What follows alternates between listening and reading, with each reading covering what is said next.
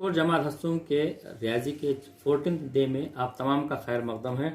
आज हम देखेंगे नाते ख़दत की जमा और तफरीक किस तरह से करते हैं। ठीक है बच्चों, नाते ख़दत की जमा और तफरीक करने के लिए हम कुछ सवाल हल करेंगे। तो सवाल नंबर 1 है यहाँ पर, नांदेड़ से पूना का सफ़र जमील ने 2 मरहलों में मुकम्मल किया है। ठीक है, अपने सफ़र का पहला हिस्सा यानी 2/6 हिस्सा कल के दिन मुकम्मल करता है और बाकी 4/6 हिस्सा आज के दिन मुकम्मल किया है। ठीक है, तो जमील ने अपने सफ़र का कुल कितना हिस्सा मुकम्मल किया है। सवाल कुछ इस तरह से। तो सबसे पहले हम इसे हल करने के लिए, जमील ने कल किया हुआ सफ़र कल किया, ठीक है, तो उसका 2/6 हिस्सा है। तो यहाँ पर हमने लिख दिए 2/6 हिस्सा। ठीक है, जमील ने आज किया हुआ सफ़र मतलब टुडे कितना हिस्सा है इसका, 4/6 यहाँ पर है। आज के दिन 4/6 हिस्सा वो मुकम्मल कर लेता है। ठीक है, तो यहाँ पर आपको मालूम करना है कि जमील का कुल सफ़र कितना हुआ। ठीक है, कुल के लिए क्या करना पड़ेगा आपको, ये दोनों की यहाँ पर आपको जमा करना पड़ेगी। मतलब पहला हिस्सा कल किया हुआ सफ़र 2/6, उसमें आपको जमा करना है दूसरे दिन का सफ़र यानी आज किया हुआ सफ़र 4/6। गौर से देखिए, दोनों नाते क़ादाद हैं। 2/6 एक नाते क़ादाद है, दूसरा एक नाते क़ादाद है 4/6। हमें इन दोनों की जमा करना है। ठीक है, जमा करना है। तो यहाँ पर इस पहली कसर का नसबनुमा 6 है और दूसरी कसर का भी नसबनुमा 6 है। मतलब यहाँ पर नसबनुमा एक जैसे है। तो जमा या तफरीक करते वक्त हम सबसे पहले एक मर्तबा नसबनुमा को एज इट इज़ या जैसा वैसा उतार लेंगे। ठीक है, उसके बाद डायरेक्ट शुमार कुंडा में जो भी आदत होंगे दोनों आदत के, उनकी जमा या मनफी की जाएगी। यहाँ पर जमा है इसलिए पहला शुमार कुनिंदा जमा दूसरा अदद 4, दूसरा शुमार कुनिंदा। ठीक है, दोनों की यहाँ पर जमा डायरेक्ट कर लेंगे। ठीक, 2 और 4 कितना हुआ 6, 6/6 और इसको आगे हल करने पर आएगा 1, 6 का 6, 6 का 6। ठीक है,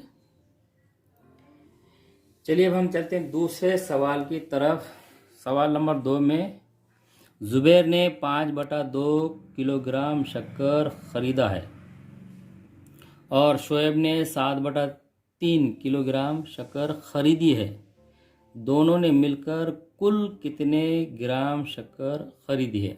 ठीक है, तो सबसे पहले यहाँ पर हल करते वक्त पहला बयान क्या है, जुबैर ने 5/2 किलोग्राम शक्कर ख़रीदा है। जुबैर ने ख़रीदी गई शक्कर, जुबैर के ज़रिए ख़रीदी गई शक्कर कितनी है, 5/2 किलोग्राम है, राइट। और शोएब के ज़रिए ख़रीदी गई शक्कर कितनी है, 7/3 किलोग्राम है।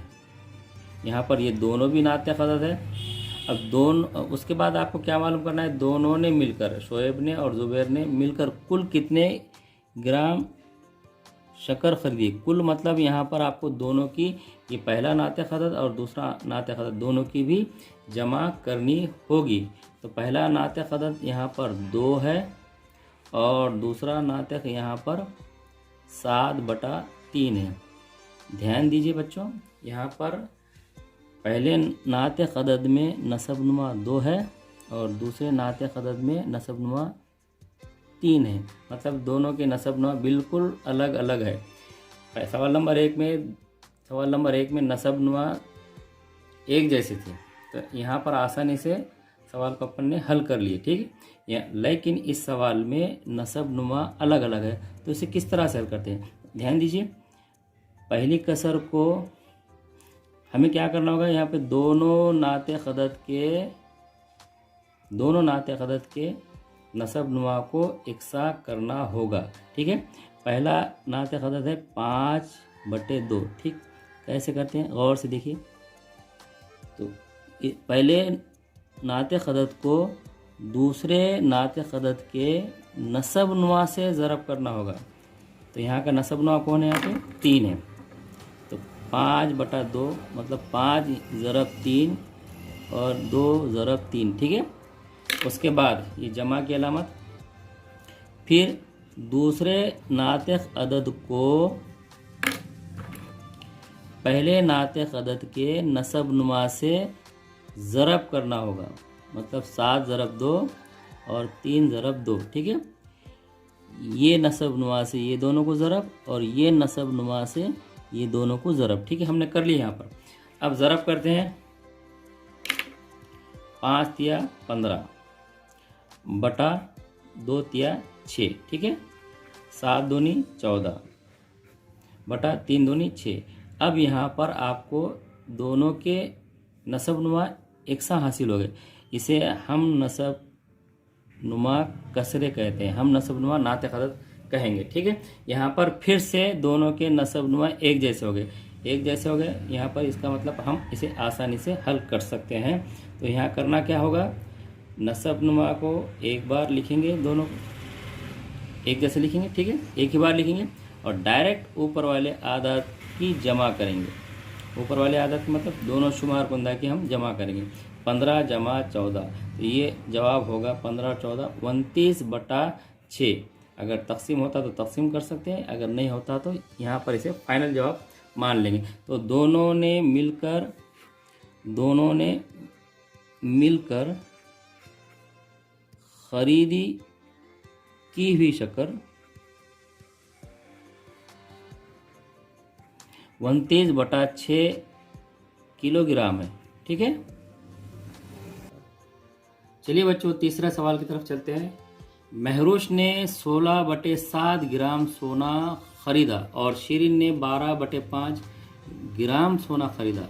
तो बताइए शिरीन ने महरूश से कितना ज़्यादा सोना खरीदा। चलिए इसके हल की तरफ चलते हैं, जवाब की तरफ चलते हैं। महरूश के ज़रिए ख़रीदा गया सोना कितने ग्राम है? 16/7 ग्राम है। और शिरीन के ज़रिए ख़रीदा गया सोना कितने ग्राम है? 12/5 ग्राम है, ठीक है। आपको यहाँ पर सवाल में मालूम क्या करना है, तो बताइए शिरीन ने महरूश से कितना ज़्यादा सोना खरीदा। इसका मतलब शिरीन ने सोना ज़्यादा खरीदा, तो सबसे पहला बड़ा नातिक अदद होगा। यहाँ पर हम दोनों को यहाँ पर दोनों मकदारों की तफरीक करना होगा, यानी दोनों नातिक अदद की तफरीक का अमल आएगा। तो पहला यहाँ पर हम लेंगे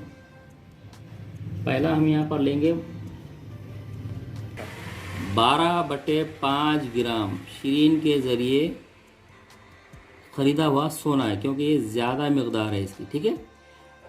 तफरीक करना है, महरूश के ज़रिए ख़रीदा गया सोना कितने ग्राम है? 16/7 ग्राम है, ठीक है बच्चों। यहाँ पर देखिए दोनों के फिर से नसबनुमा अलग अलग है, तो हमें सवाल नंबर 2 की तरह ही हल करना है। तो नसबनुमा को हम 5 और 7 को, मतलब दोनों नसबनुमा को यहाँ पर हम एक जैसा नसबनुमा बनाएंगे। उसके लिए तरीका क्या है, कुछ इस तरह से। पहले हम लिखेंगे 12/5, एक नातिक अदद लिख दिया, उसे हम ज़रब करेंगे दूसरे नातिक अदद के नसबनुमा से। यहाँ पर ज़रब 7 और ज़रब 7, मनफी की अलामत, ठीक है। फिर दूसरी मकदार यानी दूसरा नातिक अदद 16/7 को हम ज़रब करेंगे 5 से, ये नसबनुमा से, ज़रब 5 और ज़रब 5, ठीक है। ज़रब करने पर देखते हैं क्या होता है। यहाँ पर दोनों का ज़रब आएगा 12 सत्ते 84 बटे 5 सत्ते 35, मनफी 16 पंजे 80 बटे 7 पंजे 35। यहाँ पर देखिए दोनों का अब नसबनुमा एक जैसा हो गया, इसलिए हम इसे आसानी से हल कर सकते हैं। तो एक मरतबा नसबनुमा लिखेंगे 35, मतलब एक बार लिखेंगे यहाँ पर, ठीक है। उसके बाद डायरेक्ट शुमार कुंदा की जमा या मनफी करेंगे। यहाँ पर मनफी की अलामत है, इसलिए हम मनफी करेंगे। 84 में से 80 मनफी करेंगे, तो 84 में से 80 मनफी करने पर आएगा 4/35 ग्राम। तो तो शिरीन ने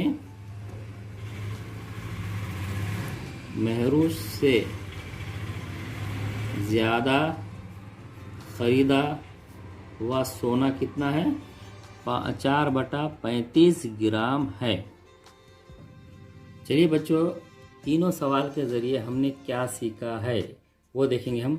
तो यहाँ पर पॉइंट नंबर 1 है, अगर एकसा नसब नुमा वाले नाते ख़ादाद हों, दो नाते ख़ादाद हों एकसा नसब नुमा वाले, तो इनके दरमियान जमा या तफरीक का अमल करते वक्त सिर्फ शुमार कुंदा में ही जमा या तफरीक की जाएगी। ठीक है, और एकसा नसब नुमा जैसे कि वैसा लिखा जाएगा, जैसे सवाल नंबर 1 में या सवाल नंबर 1 में हमने हल किए थे। ठीक है, दूसरा बयान है, अगर नाते ख़ादाद में नसब नुमा मसावी ना हो तो, यानी सवाल नंबर 2 और 3 में जिस तरह से अपन ने हल किए, तो वहाँ पर करना क्या है, अगर नाते ख़ादाद में नसब नुमा मसावी ना हो तो तब इनका मीम जाल अलिफ मालूम करके दोनों नसब नुमा को मसावी किया जाता है। मीम जाल अलिफ मतलब मुश्तरिक जुज़ाफ या अक्ल मालूम करना है, यानी एलसीएम मालूम करना है। जैसे सवाल नंबर 2 में या 3 में हमने किए थे, यहाँ पर है सवाल नंबर 3 में, जैसे 12/5 और 16/7 है। ये 5 और 7 दो नसब नुमा अलग अलग है, इसका मीम जाल मालूम करें तो उसका मीम जाल 35 ही चाहता, तो ये तरीके को ये बयान में बताया गया है। ठीक है, चलिए बच्चों, आपको होमवर्क के लिए कुछ सवालात देते हैं। सवालात को आप ध्यान से देखिए और अपने कापियों में मुकम्मल करके लिख लीजिए, मुकम्मल कीजिए। ठीक है, अल्लाह हाफिज़।